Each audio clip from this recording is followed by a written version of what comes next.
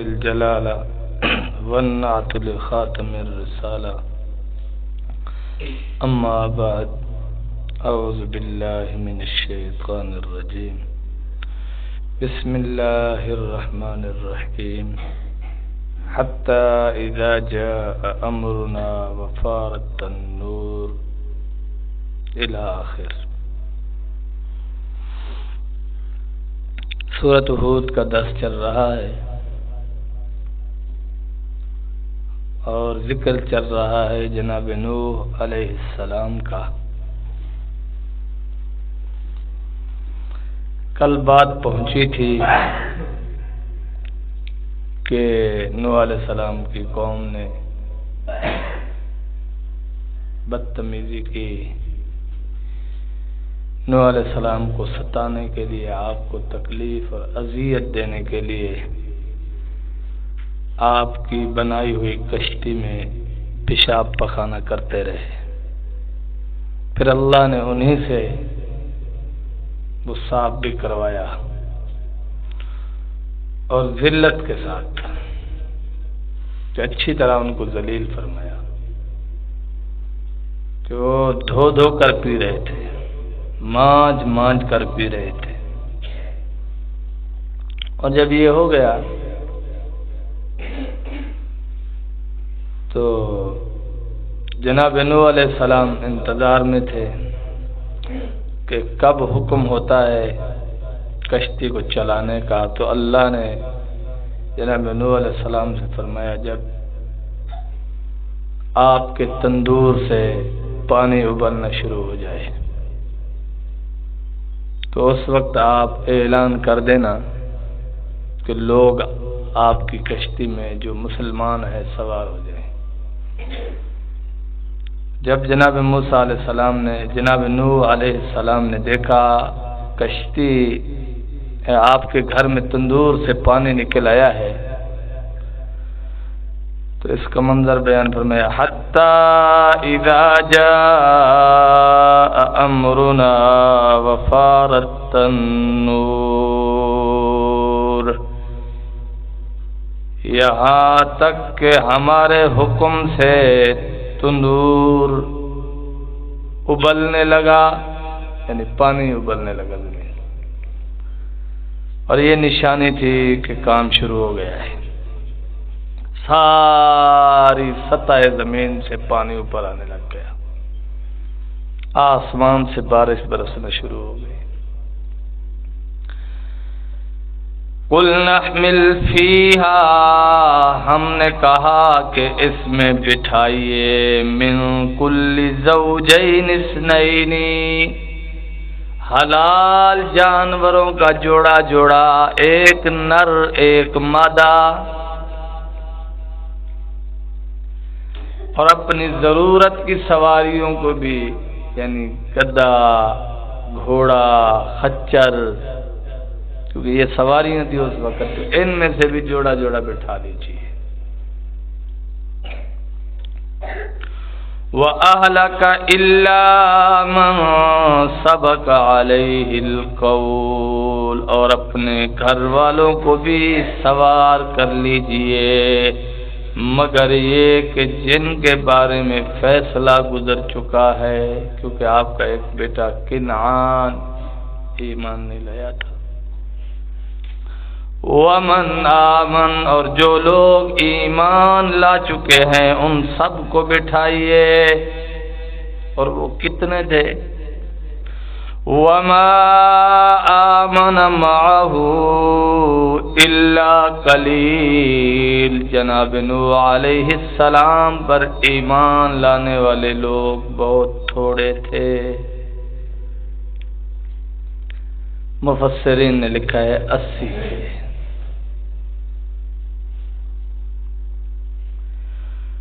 وَقَالَ ارْكَبُوا فِيهَا، جناب نوح علیہ السلام نے فرمایا اس میں سوار ہو جاؤ. بسم اللہ مجریہا ومرساہا، اللہ کے نام کے ساتھ سوار ہونا. وَقَالَ ارْكَبُوا فِيهَا بِسْمِ اللَّهِ، سوار ہو جاؤ اس کشتی میں اللہ کے پاک نام کے ساتھ۔ کون ہے اللہ؟ مجریہا، جو اس کشتی کو چلاتا ہے، ومرساہا، اور اللہ ہی کے حکم سے کشتی رکتی ہے۔ ان ربی لغفور رحیم، بے شک میرا پروردگار مغفرت کرنے والا ہے، بخشش کرنے والا ہے، رحم کرنے والا ہے۔ اب یہ دعا ہے کشتی اور جو ہے نا ہوائی سفر کے لیے جب جہاز کی ضرورت ہو تو بسم اللہ مجریہا و مرساہا ان ربی لغفور الرحیم، یہ دعا پڑھے۔ لکھا ہوا تو ہم نے کہیں نہیں پڑھا، بہرحال اپنے اساتذہ سے سنا ہے کہ جب موٹر سائیکل پر سفر کرو تو سبحان الذی سخر لنا ھذا وما كنا له مقرنین وانا الی ربنا لمنقلبون پڑھنے کے بعد بسم اللہ مجریہا ومرساہا ان ربی لغفور الرحیم بھی پڑھ لیا کرو۔ وجہ یہ بتاتے ہیں کہ یہ بھی ایک ہوائی سواری ہے، ننگی سواری ہے۔ اور یہاں اصول اور ضابطہ بتا دیا کہ کوئی سواری چل رہی ہے، چاہے وہ موٹر سائیکل ہو، سائیکل ہو، جہاز ہو، ٹریکٹر ہو، بسیں ہوں، ظاہراً اس پر انسان ڈرائیور بیٹھا ہے لیکن وہ اللہ کے حکم سے چل رہا ہے اور اس کا رکنا بھی اللہ کے حکم سے ہے۔ وَهِيَ تَجْرِي بِهِمْ فِي مَوْجٍ كَالْجِبَالِ، وہ کشتی پہاڑوں کی موجوں میں چل رہی تھی، جیسے اونچے اونچے پہاڑ ہو ایسے۔ وَنَادَى نُوحٌ ابْنَهُ، جناب نوح علیہ السلام نے اپنے بیٹے کو آواز دی، میرا بیٹا۔ وَكَانَ فِي مَعْزِلٍ يَا بُنَيَّ ارْكَبْ مَعَنَا، جو کنارے پر کھڑا تھا کہا بیٹا ہمارے ساتھ سوار ہو جائیے۔ وَلَا تَكُن مِّنَ الْكَافِرِينَ، کافروں کے ساتھ نہ جائیے۔ مفسرین نے لکھا ہے کہ اس کی صحبت خراب تھی، آنا جانا ان لوگوں کے ساتھ تھا۔ نوح علیہ السلام کو یہ تو یقین تھا لیکن اس کے کافر ہونے کا آپ کو یقین نہیں تھا، مگر نہ اللہ سے وعدہ ہو چکا ہے وَلَا تُخَاطِبْنِی، اللہ نے فرمایا میرے ساتھ فِی الَّذِینَ ظَلَمُوا، ظالم لوگوں کے متعلق گفتگو نہ کرنا۔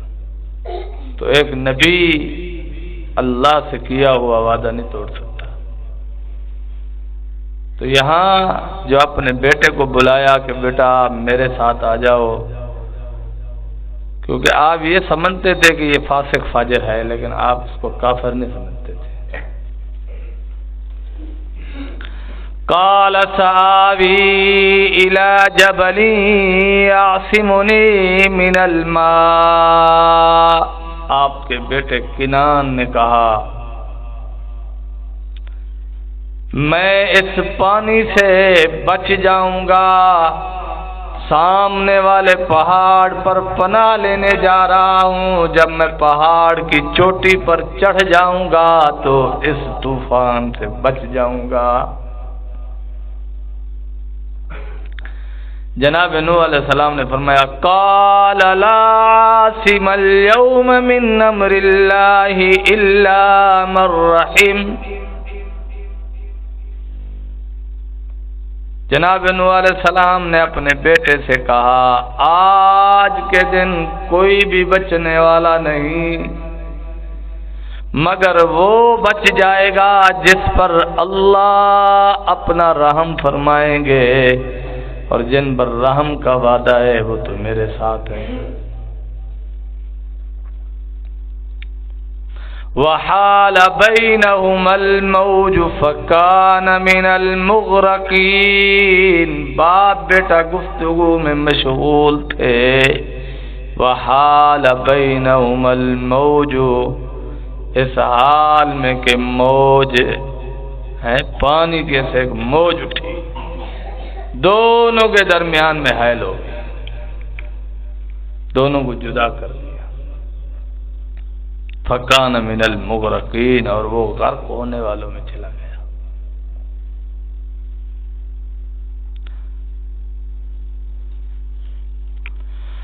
وقیل یا ارض ابلعی ماءک،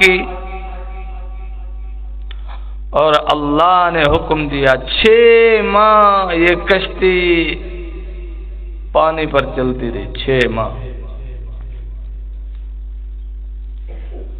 اور اس دوران اس کشتی نے بیت اللہ کا 7 مرتبہ طواف بھی کیا۔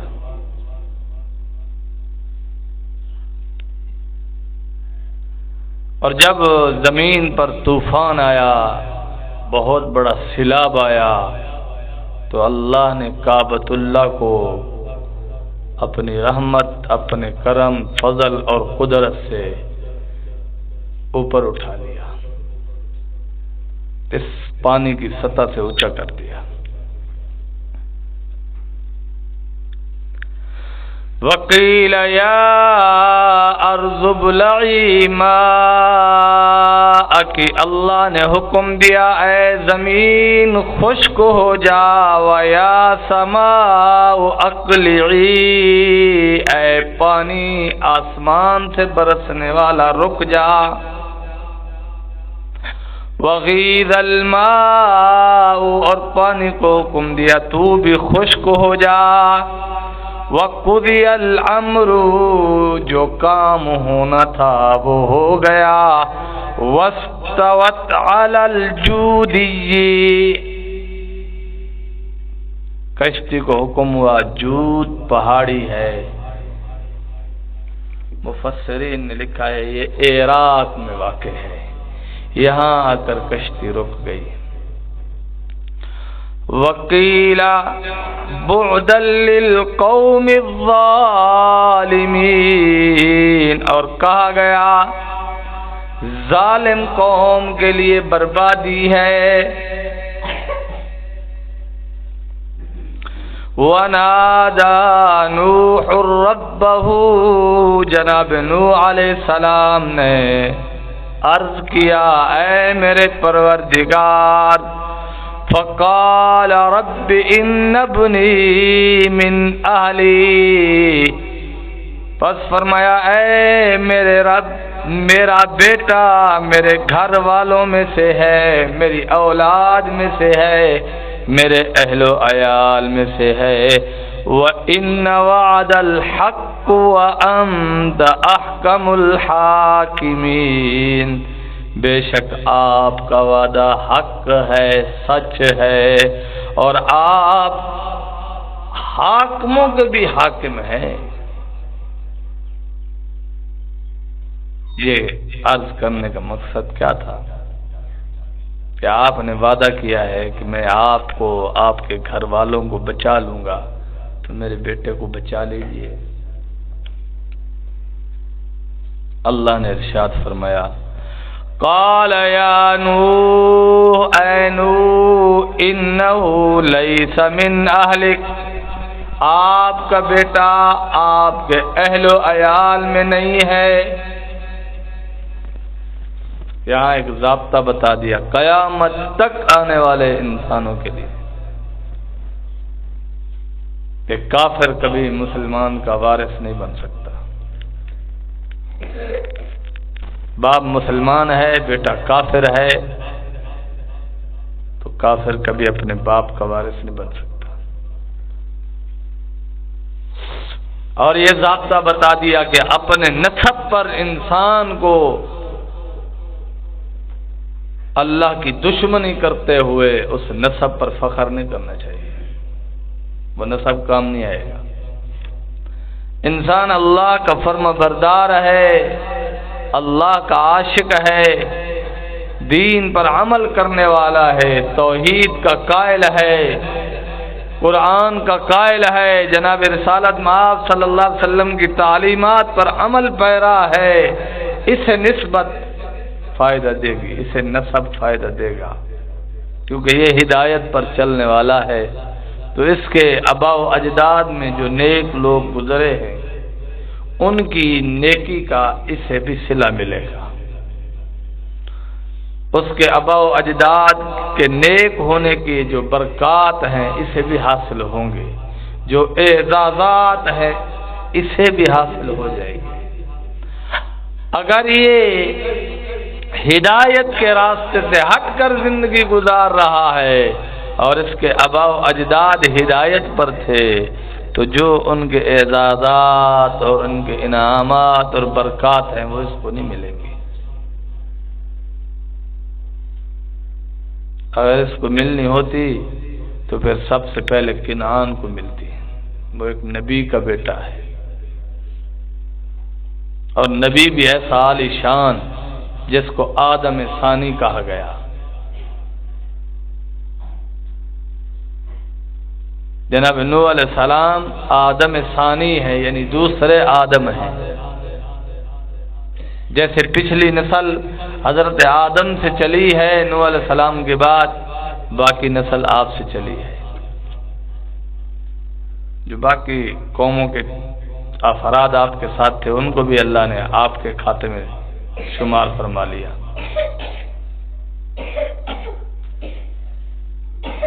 تو اس لیے اللہ نے فرمایا کہ جو تو مجھے وعدہ دلا رہا ہے نا، ان وعدک الحق، کہ اللہ تیرا وعدہ سچا ہے، تو وعدہ یاد کروا رہا ہے نا۔ قال یا نوح انہ لیس من اہلک، اے نوح آپ کا بیٹا آپ کے اہل میں سے، آپ کے گھر والوں میں شامل نہیں ہے۔ وجہ انہ عمل غیر صالح، وہ اعمال صالحہ کرنے والا نہیں ہے، وہ ہدایت کا طلبگار نہیں ہے، وہ ہدایت پر چلنے والا نہیں ہے۔ گھر دا ایک پھرا کے مولوی سارے بخشویسی، میں کہنا بخشویسی سب ہدایت پر چل رہے ہوں گے، ایک بھائی میں کمی کوتاہی ہو جائے گی، کوئی تھوڑی بہتی لغزش ہوگی تو اللہ دوسرے بھائی کو حق دیں گے کہ اس کی سفارش کرو۔ عقیدہ صحیح ہوگا، گناہگار مر گیا، گھر میں بھائی حافظ ہے، عالم ہے، اس کی سفارش اللہ اس کو سفارش کا حق عطا فرمائیں گے اور وہ سفارش کرے گا۔ عقیدہ صحیح نہیں ہے، مشرکانہ عقیدہ رکھتا ہے، پھر مشکل ہے۔ اگر ایسا ہو جاتا تو پھر جناب رسالت مآب صلی اللہ علیہ وسلم کے سکا چچا ابو طالب، جو حضور صلی اللہ علیہ وسلم کی ہر مشکل میں حضور کے ساتھ کھڑا رہا،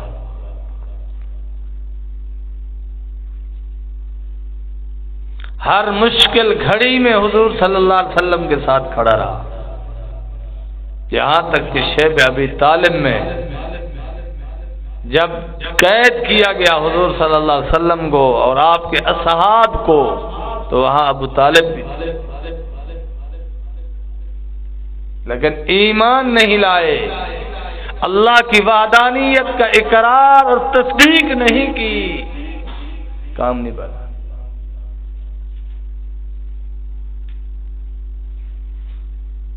ساڈا ایک بھرا کے مولوی ہے پیا بخشوا دیتے جٹ بیٹھے نہیں اڈیاں دیتے، ساڈا ایک بھرا کے مولوی ہے پیا، سب کیا لوڑ ہے نماز پڑھان دی، روزہ رکھان دی، دینیات تے عمل کرن دی سب کیا لوڑ ہے تاڑا کے ایک ہے پیا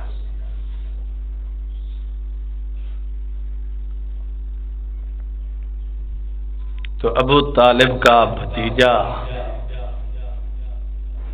آپ سے محبت کرنے والا اور ایسی عظیم شان ہستی جس کے لیے رب کائنات نے ساری کائنات بنائی، اگر محمد عربی صلی اللہ علیہ وسلم کو بنانا مقصود نہ ہوتا پوری کائنات نہ بناتے۔ اتنا بڑی بات ہے تو پھر بغیر عقیدے کے بغیر ہدایت کے بنسبت ابو طالب کے کام نہیں آئی۔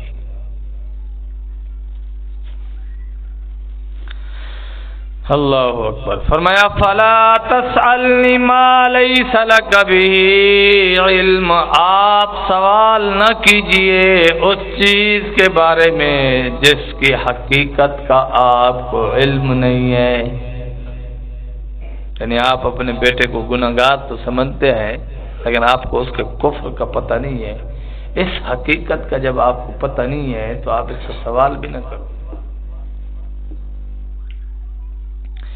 انی اعظک ان تکون من الجاہلین، میں آپ کو نصیحت کرتا ہوں کہ آپ نادان لوگوں میں شامل نہ ہوں۔ دیکھو اوپر میں نے ترجمہ کیا فلا تسألنی ما لیس لک بہ علم، آپ اس چیز کے متعلق سوال نہ کرو جس کی صحیح حقیقت سے واقف نہیں ہو۔ صحیح حقیقت کہ آپ کو یہ تو پتہ تھا کہ آپ کا بیٹا فاسق فاجر ہے، لیکن آپ کو یہ یقین نہیں تھا کہ میرا بیٹا کافر ہے، یہ یقین نہیں تھا۔ تو اللہ نے اس بات کو بھی اپنے نبی کو ڈانٹ دیا۔ نبی سے گناہ نہیں ہوتا، نبی کی غلط بات غلط کام نہیں کرتا۔ جس شخص کا یہ عقیدہ ہو کہ نبی غلط کام کر سکتا ہے یا نبی سے غلط کام ہو سکتا ہے، اہل سنت والجماعت سے وہ خارج ہے، مسلمان نہیں ہے، کیونکہ اہل سنت والجماعت کا یہ متفق علیہ عقیدہ ہے کہ تمام انبیاء بالاتفاق معصوم ہیں، کسی نبی سے گناہ کا ہمارا عقیدہ نہیں ہے۔ جو یہ عقیدہ رکھتا ہے وہ بدبخت ہے، بے دین ہے، بے ایمان ہے، وہ کوئی تعلق نہیں ہے دین کے ساتھ اس کا۔ نبی سے جو ہمارے سامنے احوال آتے ہیں یہ مناسب نہ مناسب پر ہے۔ یہاں بھی یہی مقصد ہے کہ نبی کی شان نہیں ہے کہ ایک چیز کی حقیقت نہیں جانتا اور اس کے متعلق سوال کرتا ہے۔ یہ نہیں کہا اللہ نے کہ وہ کافر ہے، آپ اس کے کفر کو جانتے ہیں پھر دعا کیوں مانگی، یہ نہیں فرمایا، بلکہ فرمایا ہے فلا تسألنی ما لیس لک بہ علم، جس چیز کی حقیقت کا آپ کو علم نہیں ہے۔ یہاں اللہ نے خود فرما دیا کہ نوح علیہ السلام کو حقیقت کا علم نہیں تھا۔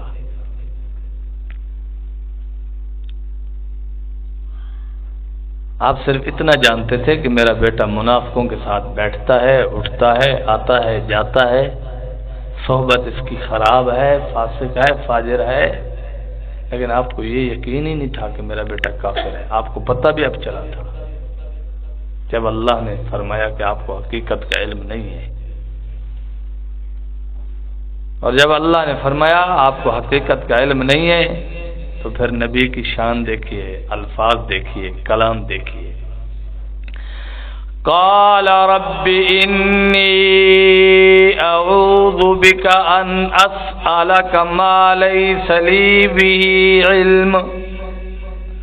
جناب نوح علیہ السلام نے عرض کیا، اے میرے پروردگار، انی اعوذ بک، میں آپ کی پناہ مانگتا ہوں، ان اسألک ما لیس لی بہ علم، اس بات کی پناہ مانگتا ہوں کہ جس چیز کی حقیقت کا مجھے علم نہیں وہ سوال کر بیٹھا۔ سارے ورگا ہویا تھا اگو دلیلہ دے ویا، نہیں جی حضرت صاحب تو کو سلگال سمجھ نہیں آتی پئی۔ حضرت صاحب میرا مقصد اے ہے، اتنا واضح ٹھوس الفاظ دے وچ اپنے بزرگاں دے خلاف، اپنے علماء دے خلاف بھونک بھی کھڑ دے، والا دے حضرت صاحب نہیں اصل میرا مقصد نہیں سمجھا۔ اصل جی نا مقصد ہا کہ تسا ذلیل تھی ونجو ہن بچ گئے وال میں کو بھی بچا چھوڑو، اصل مقصد یہ ہے خبیث تے سوار تھا۔ سمجھ آندی ہے بھائی بھولے سمندن مولیوں کو مولیوں سمجھو نہیں ہے۔ وَإِلَّا تَغْفِرْ لِي وَتَرْحَمْنِي أَكُن مِّنَ الْخَاسِرِينَ، اگر آپ نے میری مغفرت نہ کی، مجھ پر مہربانی نہ کی، اکم من الخاسرین، میں خسارے والوں میں سے ہو جاؤں گا۔ ایک نبی کی یہ دعا ہے، اور ادھر اے منافق ودن نام مراد ہے کہ اللہ پہ بخشے، اللہ سور نام مراد ہو، گناہ بھی نہیں ہے۔ ایک وہ چیز تھی جس کا علم ایک نبی کو جلدی نہیں ہوا، بس وہ اپنے بیٹے کے لیے التجا کی، اللہ نے فرمایا آپ کو حقیقت کا علم نہیں ہے، یہ بھی اللہ نے بتایا کہ آپ کو حقیقت کا علم نہیں ہے، تو اس پر نبی ہو رہا ہے اور کہہ رہا ہے وَإِلَّا تَغْفِرْ لِي، میرے رب اگر آپ نے میری مغفرت نہ کی، مجھے معاف نہ کیا، وَتَرْحَمْنِي، آپ نے مجھ پر خصوصی مہربانی نہ کی، تو میں نقصان والوں میں شامل ہو جاؤں گا۔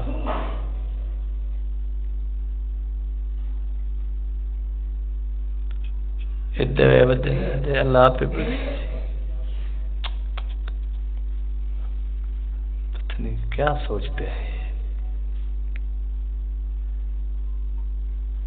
یہ قرآن ایمان والوں کے لیے، متقی لوگوں کے لیے، ہدل للمتقین، ہدایت ہے متقی لوگوں کے لیے، تو یہ ہدایات ہے، گناہ نہیں ہوا، لا علمی میں ایک کام ہوا، اس کو گناہ کہا بھی نہیں جا سکتا شریعت کی روح سے بھی۔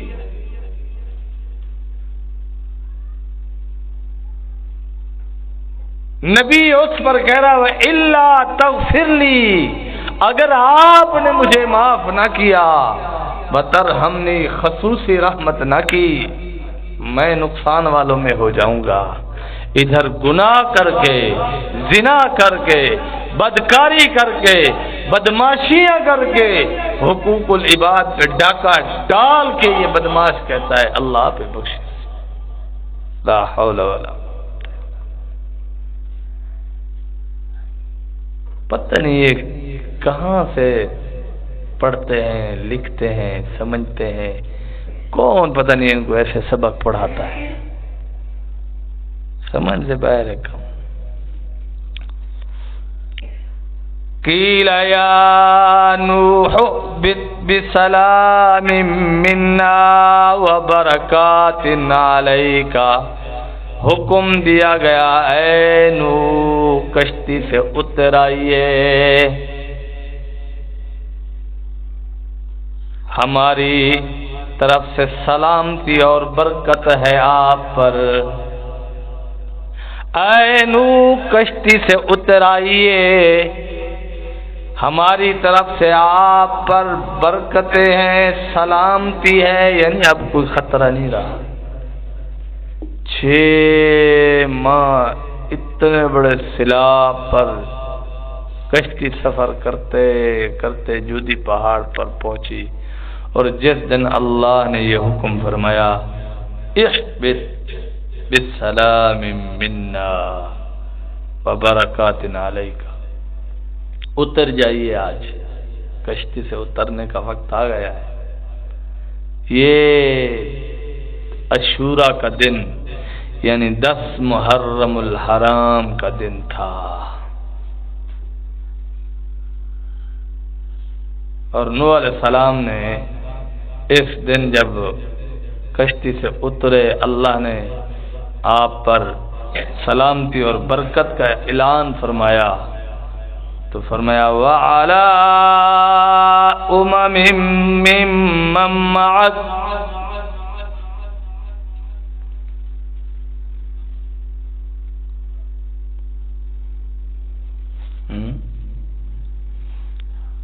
کتنے میم ہیں؟ وہ کہتے ہیں مولوی تھوڑے کو پوچھی امتحان پوچھے کتنی میم گئی، 6 میم کٹھے دکھاؤ، میں 6 میم کٹھے ہو سن، بظاہر 4 ہیں، حقیقت 6 ہیں، کیونکہ تشدید نال کھڑے نا،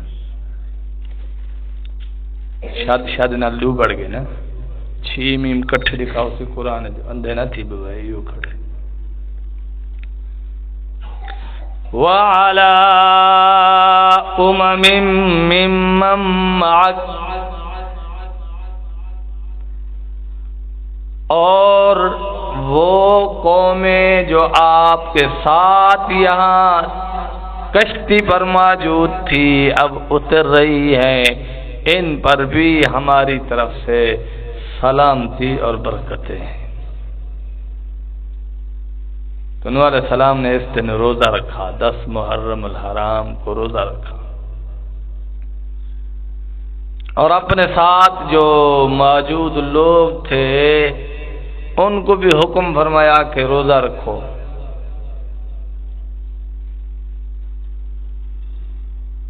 اور یہ روزہ رکھا جاتا رہا ہے۔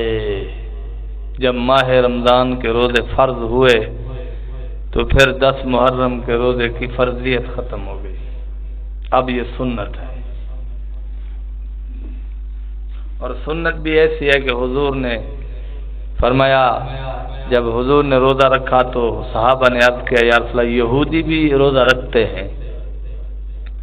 آپ نے وجوہات پوچھی، کیونکہ 10 محرم کی جو اہمیت ہے وہ پچھلے نبیوں میں بھی تھی، حضرت موسیٰ علیہ السلام کے متعلق بھی اس کا واقعہ ہے، تو وہ اس لیے رکھتے تھے جس دن فرعون سے نجات پائی غالباً، تو اس وجہ سے اس خوشی اور شکرانے میں وہ بھی روزہ رکھتے تھے۔ تو حضور صلی اللہ علیہ وسلم نے ارشاد فرمایا ہم اس کے زیادہ مستحق ہیں کہ جناب موسیٰ علیہ السلام کی جو خوشی تھی آزادی کی، فرعون سے نجات کی، تو انہوں نے روزہ رکھا، تو ہم موسیٰ علیہ السلام کے بھائی ہیں، تو ہم زیادہ حقدار ہیں اس شکرانے کے۔ ہم آئندہ سال اگر میں دنیا میں رہا تو میں 2 روزے رکھوں گا، اس کے ساتھ دوسرا روزہ ملاؤں گا۔ پھر حضور صلی اللہ علیہ وسلم دنیا کی زندگی، دنیا عالم کی اس جہان فانی سے پردہ فرما گئے، قبر میں حیات ہے۔ روزہ اقدس میں جناب رسالت مآب صلی اللہ علیہ وسلم حیات ہے، اور حضور صلی اللہ علیہ وسلم کے ارشاد مبارک ہے من صلی علی عند قبری سمعت، جو میری قبر کے قریب آ کر سلام کرتا ہے، مجھ پر درود پڑھتا ہے، صلات پڑھتا ہے، سمعتہ میں سنتا ہوں۔ اور یہ بھی اہل سنت والجماعت کا متفق علیہ، صحابہ کرام سے لے کر آج تک متفق علیہ، شافعی، مالکی، حنبلی، حنفی، یہ اہل سنت ہے، ان کا متفق علیہ اتفاق چلا آ رہا ہے کہ جناب رسالت مآب صلی اللہ علیہ وسلم روزہ اقدس میں حیات ہے۔ یہ جو قوم آئی ہے نا، یہ 1957 میں آئی ہے، جن کا دماغ خراب ہے، کہتے ہیں حضور نہیں سنتے۔ یہ 1957 میں آئی ہے، اس سے پہلے ان کا نام نشان نہیں تھا۔ اور یہ جو اعتراض ہے یہ ایک ماسٹر کا پیدا کیا ہوا ہے، ماسٹر عبداللہ نامی کوئی فتنہ تھا ان کا، وہاں سے یہ جراثیم پھیلا ہے۔ وہ کہتے ہیں ہم موحد ہیں، پتہ نہیں کیسے موحد ہیں کہ جو حضور صلی اللہ علیہ وسلم کی ذات اقدس کو معافی نہیں کرتے۔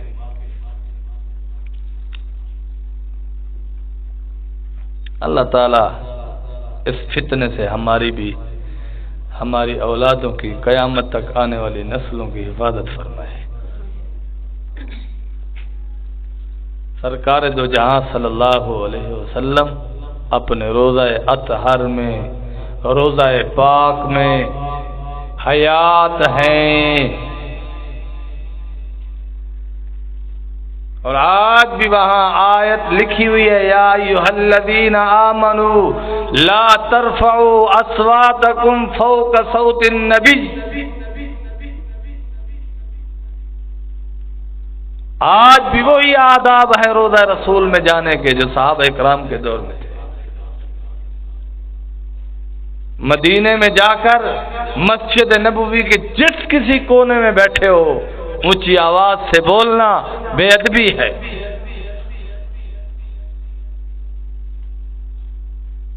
اللہ آپ کو اور مجھے لے جائے تو یہ بے ادبی نہیں کرنی وہاں جا کے، اوے دیا فلانا، آپس میں باتیں بھی اونچی آواز میں نہ کرو، یہ بھی ادب کے خلاف ہے۔ وہاں بس وہاں خاموش رہو۔ محبت میں کبھی ایسا زمانہ بھی گزرتا ہے، زباں خاموش رہتی ہے، دل روتا رہتا ہے۔ زباں خاموش ہو جائے، بس آہستہ بولے، پست آواز میں بولے، ضرورت پڑے بات کرنے کی۔ یہاں تک کہ روضہ رسول صلی اللہ علیہ وسلم کے سامنے جب حاضری ہو تو حاضری دیتے ہوئے جب آپ سلام اور صلات پیش کریں گے تو پھر بھی آداب یہی لکھے ہیں اکابرین نے کہ آہستہ آواز میں الصلاۃ والسلام علیک یا رسول اللہ، آہستہ آواز میں، چنیئیں گے ہینگے مار مار کے، آپ منہ پھاڑ پھاڑ کے، گلا پھاڑ پھاڑ کے، اونچی اونچی آواز میں، یہ بے ادبی ہے۔ اور یہ کیوں کہا گیا کہ مدینہ میں اونچا بولنا، مدینہ میں اب بھی اونچا بولنا بے ادبی ہے؟ کیونکہ ہم اور ہمارے اکابر، شافی ہو، مالکی ہو، حنبلی ہو، حنفی ہو، جناب رسالت مآب صلی اللہ علیہ وسلم کی حیات کے قائل ہیں کہ حضور صلی اللہ علیہ وسلم روضہ اقدس میں حیات ہے، اور جو جناب رسالت مآب صلی اللہ علیہ وسلم کی روضہ اقدس میں حیات کا قائل نہیں ہے وہ اہل سنت والجماعت سے خارج ہے۔ یہ میرا فتویٰ نہیں، میرے اکابرین کا فتویٰ ہے، اور متفقون علیہ فتویٰ ہے۔ پوری دنیا کے دارالافتاء کا فتویٰ ہے، صرف ان لٹ لوفر مولویوں کا فتویٰ نہیں ہے، جو اس فتنے کا شکار ہے، ان منکرین کا جو ہے نا پیٹ میں مروڑ ہے، باقی کے نہیں ہے۔ تو اس لیے یہ ہمارا عقیدہ ہے کہ جناب رسالت مآب صلی اللہ علیہ وسلم روضہ اقدس میں حیات ہیں، اور دنیا کی زندگی سے بھی آپ کی قبر والی زندگی زیادہ مضبوط ہے، زیادہ مضبوط ہے۔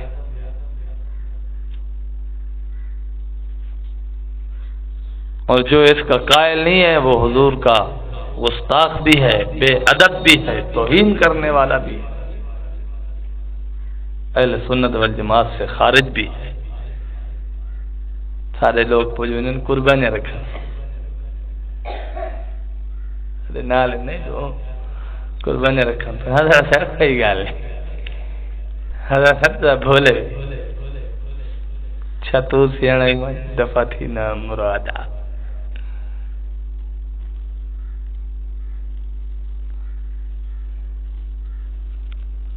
جنازے میں کہتا ہے اللہم اغفر لحینا ومیتنا، اس میت کو بخش دے، اور یہ مغفرت کا قائل ہی نہیں ہے، جنازہ پڑھ رہا ہے، فراڈ کرتے ہیں۔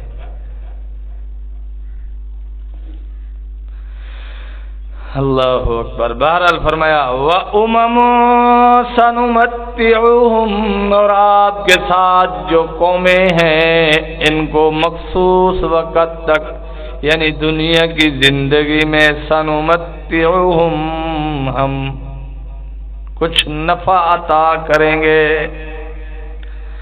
ثُمَّ يَمَسُّهُم مِّنَّا عَذَابٌ أَلِيمٌ، پھر ہماری طرف سے انہیں دردناک عذاب دیا جائے گا۔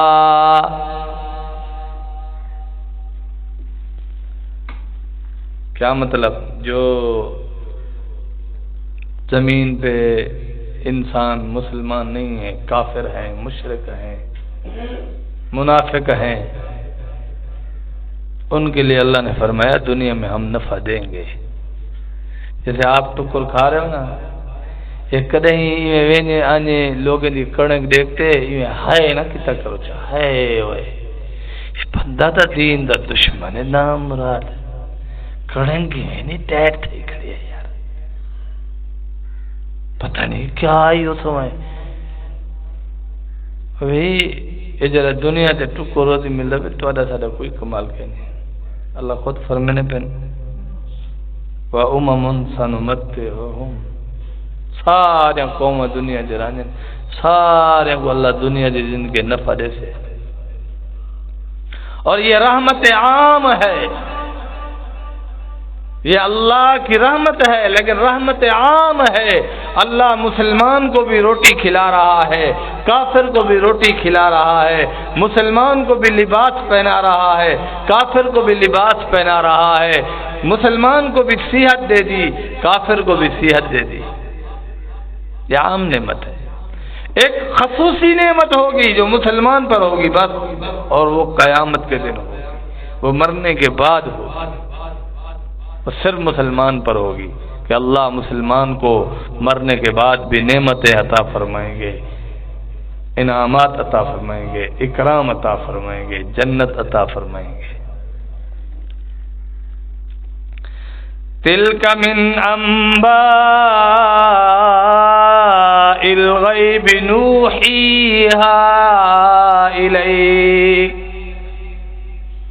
یہ خبریں یعنی نوح علیہ السلام کے جو واقعہ بیان کیا اللہ نے اپنے محبوب سے، فرمایا کہ یہ آپ کو بذریعہ وحی بتایا گیا ہے، یہ جو غیب کی خبر ہے، یہ ایسی خبر ہے کہ نوح علیہ السلام کا جو ہم نے آپ کو واقعہ سنایا ہے، آپ سے پہلے نہ تو آپ جانتے تھے نہ یہ مشرک جانتے تھے، آپ کے ارد گرد رہنے والی قومیں یہ واقعہ نہیں جانتی تھی۔ یہ قرآن نے اللہ نے فرمایا بذریعہ وحی ہم نے آپ کو بیان کیا ہے۔ تِلْكَ مِنْ أَنْبَاءِ الْغَيْبِ نُوحِيهَا إِلَيْكَ، یہ غیب کی خبریں ہم نے بذریعہ وحی آپ کو عطا کی ہیں۔ مَا كُنْتَ تَعْلَمُهَا أَنْتَ وَلَا قَوْمُكَ مِنْ قَبْلِ هَذَا، اس سے پہلے یہ خبریں نہ آپ جانتے تھے نہ آپ کی قوم جانتی تھی۔ فَاصْبِرْ، آپ صبر کیجئے، إِنَّ الْعَاقِبَةَ لِلْمُتَّقِينَ، بے شک اچھا انجام متقی لوگوں کا ہے کہ اللہ جنت میں، آخرت میں انہیں جنت عطا فرمائیں گے، جنت میں سے خصوصی نعمتوں سے نوازیں گے، ہمیشہ ہمیشہ والی زندگی ہوگی، موت نہیں ہوگی، دکھ نہیں ہوگا، تکلیف نہیں ہوگی، بیماری نہیں ہوگی، غربت نہیں ہوگی، بڑھاپا نہیں ہوگا، جوانی ہی جوانی ہوگی، جوانی ہی جوانی، ہمیشہ جوان رہیں گے۔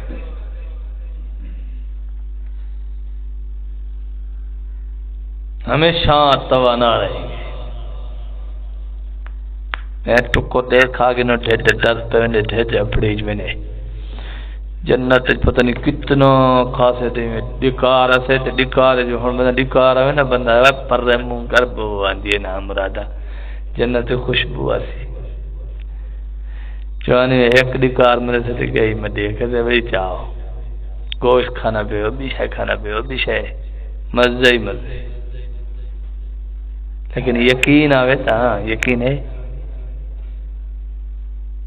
جب یقین ہے اللہ سے جنت سارے نعمت دے سی تے کوئی دل نہ چلو اللہ قبول فرمائے تھوڑا ایمان. جس کو یقین ہے اللہ اسے دے گا جہاں یقین نہیں دیتی وہ کیسے نہیں ملنی جہاں انہیں یقین ہی نہیں. اللہ سے دعا ہے رب العالمین عمل کی توفیق عطا فرمائے. کل انشاءاللہ قوم عاد کا واقعہ بیان ہوگا.